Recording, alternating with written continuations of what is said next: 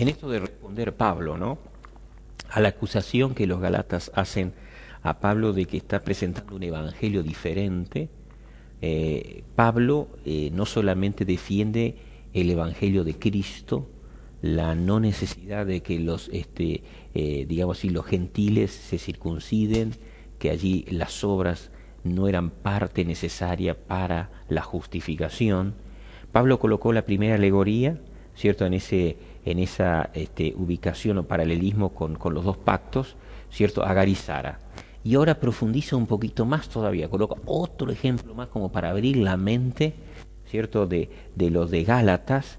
Y la verdad que esta segunda ilustración, no sé, Tomás, lo que te pareció a vos, está complicadita, pero tenemos que entenderla, tratar de colocarnos en la mente de Pablo y no en nosotros. Por eso vamos a repasarlo un poquitito. Yo leo el versículo 25 de Gálatas 4.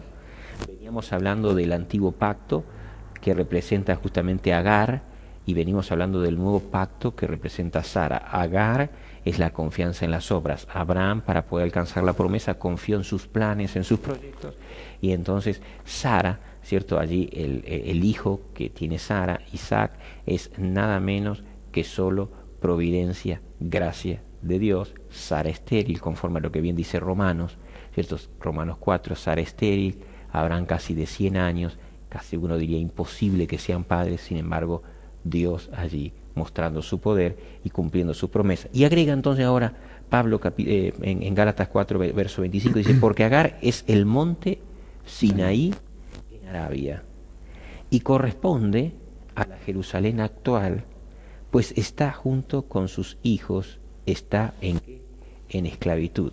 Más, dice verso 26, la Jerusalén de arriba, la cual es madre de todos nosotros, es libre, y está hablando lo mismo que habló allí en el versículo 23, de que Sara, dice, más él de la libre por la promesa, más el hijo de la libre por la promesa, más el hijo de Sara por la promesa. Ahora vuelve a hacer ese paralelismo, ¿no? Sí. Es decir, coloca ahora dos ciudades, Ya. dos lugares. Si vamos a Éxodo 19, Ajá. muy conocido este versículo 7 y 8, Moisés volvió y convocó a los ancianos del pueblo para exponerle todas estas palabras que el Señor le había ordenado comunicarles. Y aquí viene el punto. Y todo el pueblo, donde en el Sinaí, Ajá. al pie del monte, y todo el pueblo respondió a una sola voz, a una sola voz. Sí. Esta versión dice, cumpliremos todo lo que el Señor nos ha ordenado.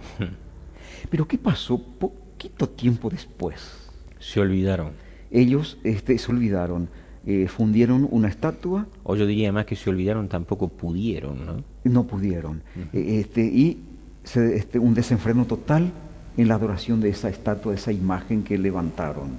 Y hasta el propio Aarón dice, bueno, ellos me dieron estas joyas, lo fundí y salió esto, ¿no? Entonces, ¿qué fue eso? ¿Fracaso de Dios? No. ¿Fracaso de la ley? No. Fracaso del hombre. Entonces vemos el paralelismo, por un lado, Agar, y lo que sería Éxodo, capítulo 19, versículo. Versículo 8, 7, 8.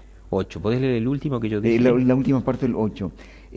A una sola voz dijeron, cumpliremos todo lo que el Señor nos ha ordenado. Entonces, sí. Vamos al paralelismo. Sí.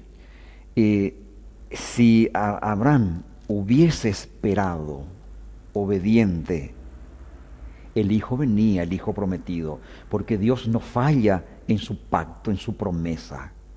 Pero ahí viene el fracaso de la fe. De la fe de Abraham. Con Agar. Entonces, Agar, Ismael, es fruto del fracaso de un plan propio. Y de la confianza. Es la confianza propia. Israel, al pie del monte Sinaí, todo lo que el Señor manda, obedeceremos. Confianza. Por tanto, la confianza propia les llevó, ¿no es cierto? Y poquito día después estaban fallando, diríamos, groseramente. Exacto. Por tanto, el paralelismo, Agar, Abraham, monte Sinaí, lo que el Señor diga, haremos, y no lo hicieron. Claro. Y Abraham también, él también dice, obedeció lo que el Señor diga, y Tantas veces lo hizo y maravillosamente lo hizo, pero fue un fracaso con Agar. Entonces, el tratar de obedecer la ley para ser salvo es seguir el camino de Abraham con Agar.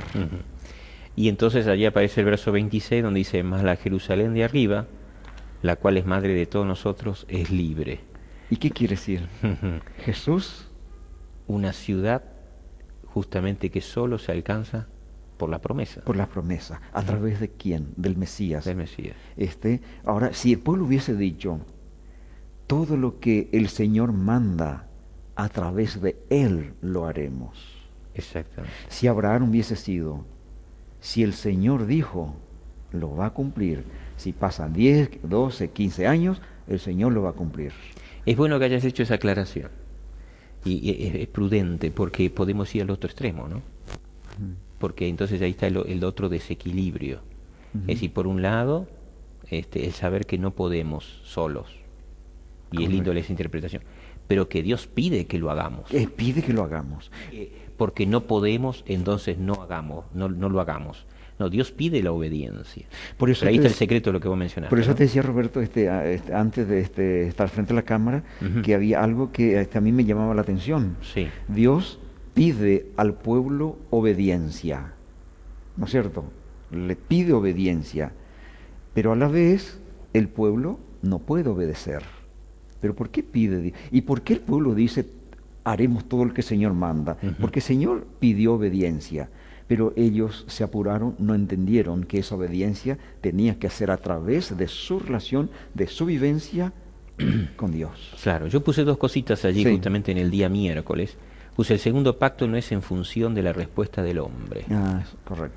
Y puse el otro aspecto, dice, en lugar de sentirse imposibilitados, se creyeron capacitados a través de sus obras. Y el autor coloca un lindo allí mensaje en el último párrafo escrito por Palmer Robertson, diciendo, está preocupado por una actitud legalista, ¿no? Correcto. Dice, en lugar de servir para convencerlos de la absoluta imposibilidad de agradar a Dios guardando la ley, ésta fomentó en ellos una dependencia propia para agradar a Dios. Así la ley no sirvió para que la gracia condujera a los judaizantes a Cristo, en cambio que los excluía de Cristo. Exacto. Es decir, ellos pensaban justamente por sus esfuerzos, ellos no comprendieron la grandeza de la ley. Y si no comprendieron la grandeza de la ley, no comprendieron el carácter de Cristo. Se creyeron capacitados o capaces de poder obedecer la ley. Qué triste, ¿no? Sí. Y el legalismo de hoy está en el mismo terreno, ¿no? Si por observancia o por ciertas cosas que hacemos, ¿no es cierto? A veces no es consciente, a veces es inconsciente.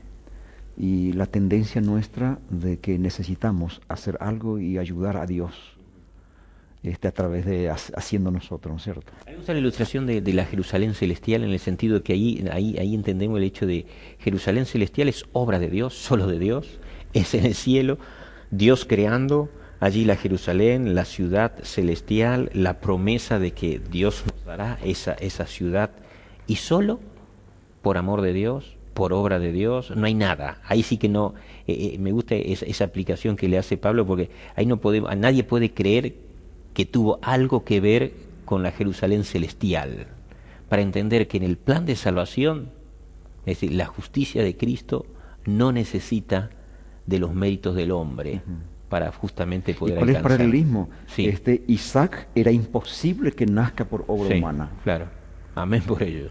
Imposible que Isaac nazca por obra humana. Ajá. Ismael sí, por obra humana. Entonces lo que tú dices, la Jerusalén celestial, es imposible llegar a ella sin la gracia divina. Y no hay nada, ni un ápice, ni un ladrillo, nada que pertenezca a obra o mérito del hombre. Es solo por Dios, y es una promesa que la alcanzamos, una ciudad que la alcanzaremos, solo por la misericordia, el amor de Dios para con nosotros. Qué linda aplicación, ¿no? Hermoso. Bueno, seguimos en el siguiente bloque.